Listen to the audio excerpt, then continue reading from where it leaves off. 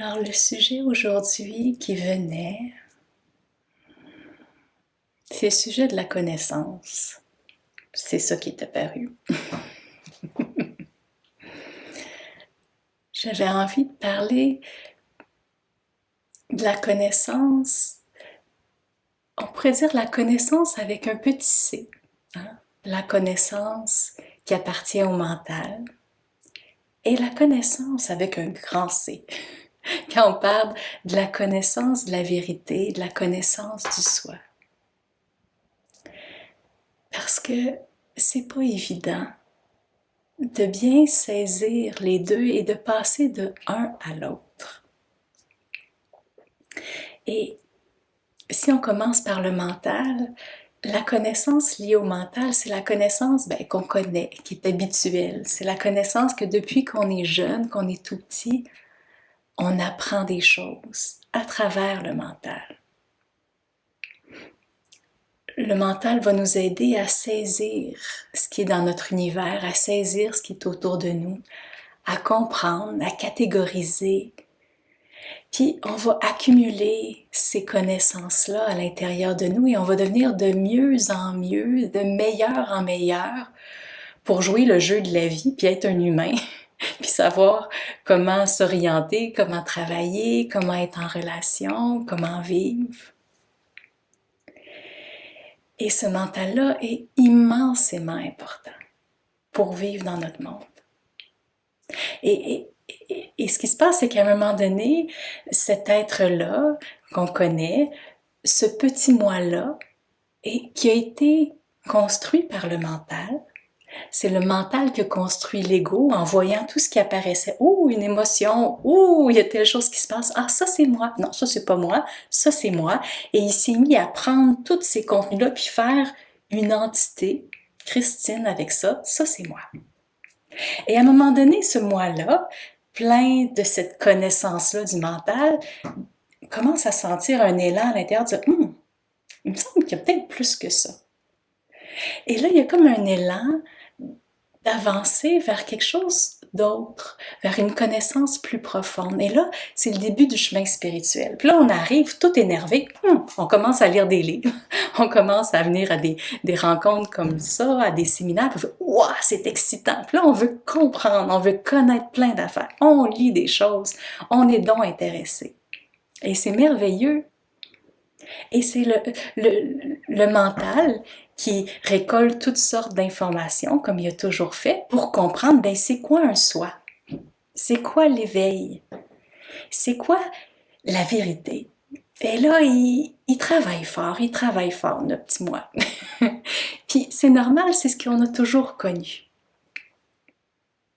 Et tranquillement, au début de ce chemin-là, le mental, il trône dans notre vie, c'est le grand contrôleur sans qu'on s'en rende compte, c'est lui qui a le contrôle, c'est le petit moi qui est en contrôle, c'est le soi, pas le soi, le mental. Et l'être, lui, souvent, il n'a pas beaucoup de place encore, il n'est pas beaucoup à l'avant-plan. Mais on se dit, il me semble qu'il y a quelque chose qui pousse en dedans de moi, il me semble que je sens un élan pour qu'il y ait quelque chose de plus grand. Et tranquillement, on lit, on apprend, on va à des séminaires, on médite. Et tranquillement, plus le mental connaît, plus il commence à faire « Ouais, peut-être qu'il y a autre chose que moi. » Au début, il n'est pas trop sûr à cette idée-là. Il dit « si je lâche un peu, je ne vais plus exister. C'est peut-être dangereux. » Il résiste, c'est normal. Mais quand même, on continue à méditer, puis on continue à voir que il y a peut-être autre chose en arrière-plan, que je ne saisis pas, mais qui est là.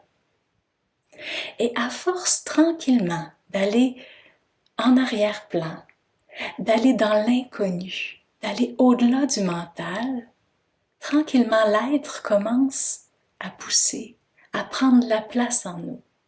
Et le mental va commencer tranquillement à devenir moins omniprésent partout. Il va commencer à accepter de s'oublier par moments. Il va commencer à accepter de ne pas savoir, ou par moments. Et tranquillement, le chemin va se faire. l'être va commencer à grandir à l'intérieur de nous. Le mental, il va rusher. Des fois, il va être calme, d'autres fois, il va capoter.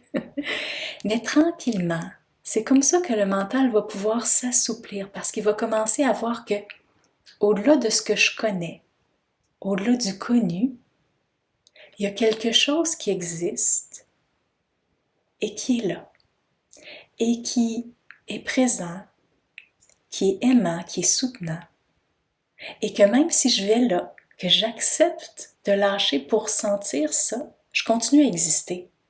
Ouh, c'est rassurant. Fait que tranquillement, la balance va changer de côté,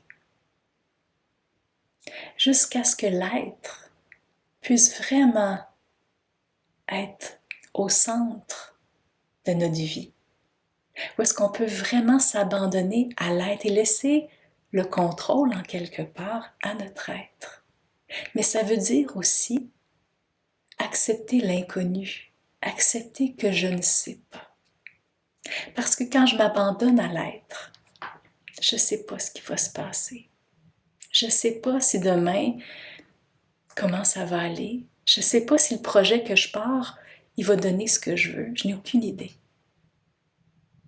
Mais c'est vraiment en m'abandonnant à l'être et à l'inconnu que je laisse le soi grandir et que j'expérimente le soi de plus en plus. Et la connaissance avec le grand C, c'est ça. C'est l'expérience de l'être. C'est pas savoir ce qu'est l'être. C'est vivre l'être. Et pour ça, il faut laisser le mental à la porte. Il faut laisser celui qui sait, celui qui cherche, celui qui veut savoir, celui qui veut s'éveiller. C'est lui qu'il faut laisser à la porte pour qu'on puisse réellement connaître, être, expérimenter le soi. Et quand on dit ça, on peut se dire « Ouais, mais à quoi il sert le mental alors? Est-ce que je suis pas mieux de juste arrêter de chercher? » Parce que le mental ne permettra pas de nous éveiller. On ne peut pas s'éveiller avec notre mental. Ça ne marche pas. Ça se peut pas. Fait qu'on se dit, à quoi ça sert de le chercher alors, vu que je cherche avec mon mental? En fait, toute cette recherche-là, ce processus-là, dans lequel notre mental est actif, dans notre recherche, elle est super importante. Parce que c'est à travers le mental qui résonne, qui se pose des questions, qui apprend, que je peux commencer à me poser la question, mais qui est-ce que je suis vraiment?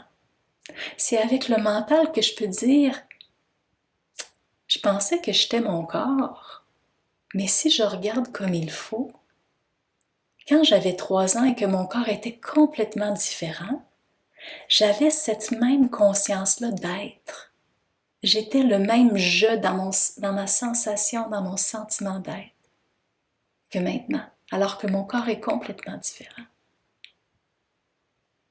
Je dois donc pas être mon corps, vu que ce je suis-là est immuable, est constant, est toujours là.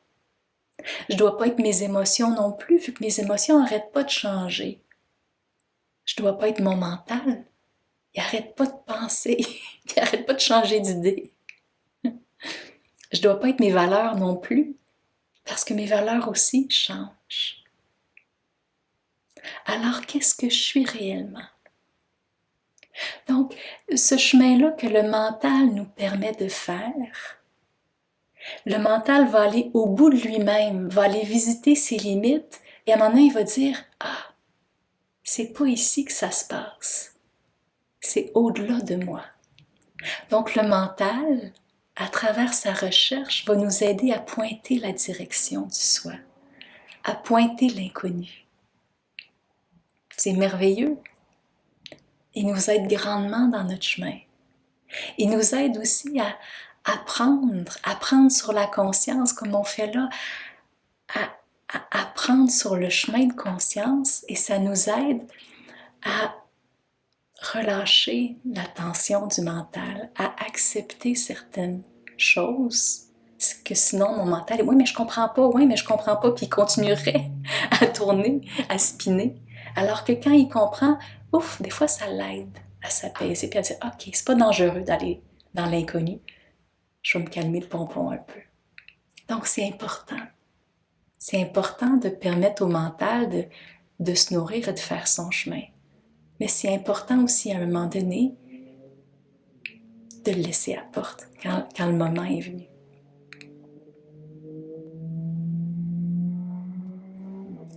On peut faire juste une petite pratique toute simple si vous voulez pour illustrer ce qu'on vient de nommer là. Je vous invite à fermer les yeux et à simplement sentir votre main. Prenez le temps vraiment de mettre votre attention sur votre main, de sentir chacune des sensations, les picotements, les tensions, la chaleur, la froideur. Vous pouvez sûrement sentir les contours de vos doigts parce que vous les connaissez, c'est du connu.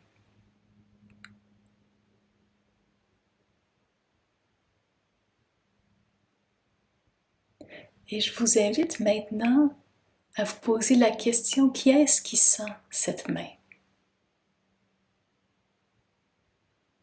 Et de ressentir ce qui sent cette main.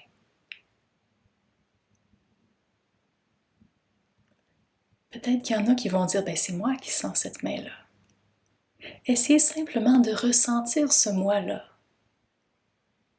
Où est-ce qu'il se situe? Peut-être qu'il est dans votre tête ou dans votre cœur ou peut-être qu'il est dans votre corps.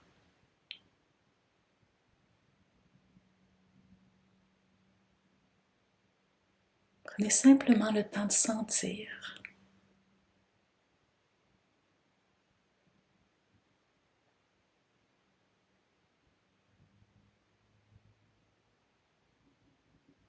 Et maintenant, allez plus loin. Qui est-ce qui ressent ce moi?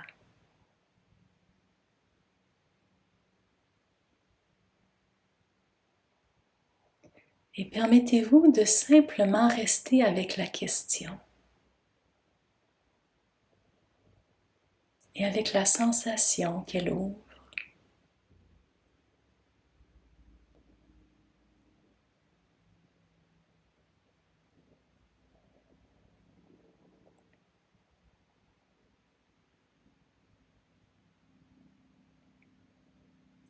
Restez avec le fait de ne pas savoir.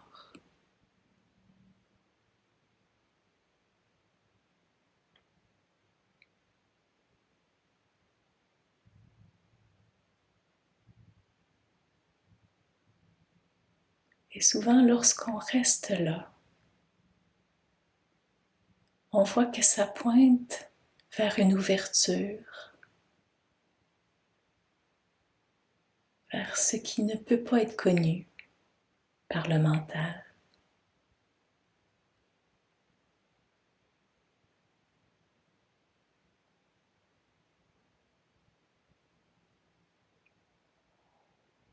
Et c'est là que l'on passe de ce qui est connu à l'inconnu et qu'on peut le plus approcher le soi.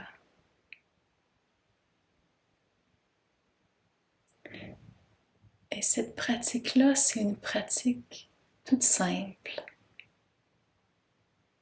qu'on peut faire encore et encore.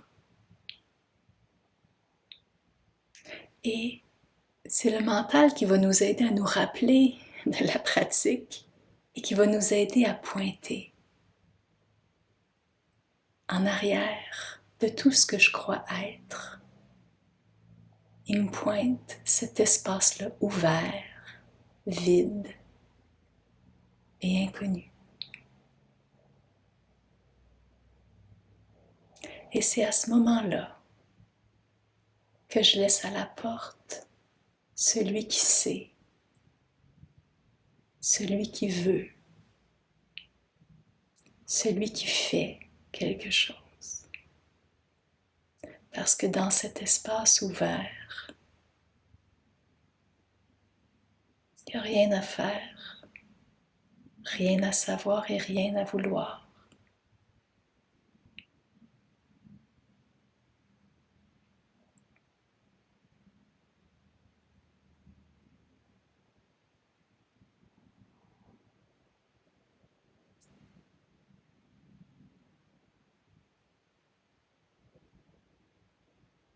Et plus on approche cet espace, plus on apprend à y tremper le gros orteil, à saucer complètement, à rester là de plus en plus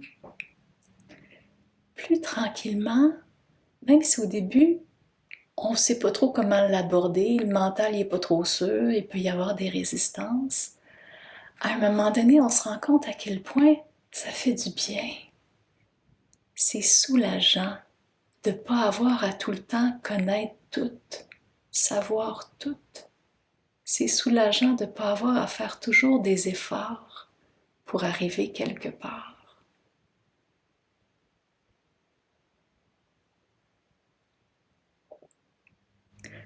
Satmindo, il prend souvent l'image du poisson pour le chercheur de vérité. Et c'est comme, lorsqu'on est dans cette quête-là, on est comme un poisson qui cherche l'eau. Puis là, on est là, mais et où l'eau? Puis là, on va demander à nos collègues poissons, t'as-tu vu l'eau? Puis là, ah, je l'ai entendu vaguement parler. On m'a parlé de ça, c'est un concept, je sais pas trop c'est quoi. Puis on va voir, et où l'eau? Puis l'eau, ben, elle est juste là, mais on n'a jamais appris que c'était de l'eau, que c'était ça l'eau. On a toujours baigné dedans, elle a toujours été là. Et on ne l'a jamais vraiment habité en conscience. Donc, ce poisson-là qui cherche, ben c'est bien qu'il cherche. Et à force de chercher, il va finir par trouver un chemin pour reconnaître l'eau. C'est la même chose pour la conscience. On cherche et à un moment donné, quand on cesse, quand on pointe vers la bonne direction et qu'on s'abandonne, on se rend compte que ça a toujours été là. Puis on fait « Ah! Tout ça, tout ce travail, tous ces efforts, et ça a toujours été là. » Mais si je cherche pas du tout, parce que je me dis, anyway, c'est le mental, ça servira à rien, je pourrais pas trouver, ben, il y a des chances qu'il se passe rien aussi. Parce qu'on ne saura pas vers où regarder. On ne saura pas vers où ressentir, vers où s'abandonner.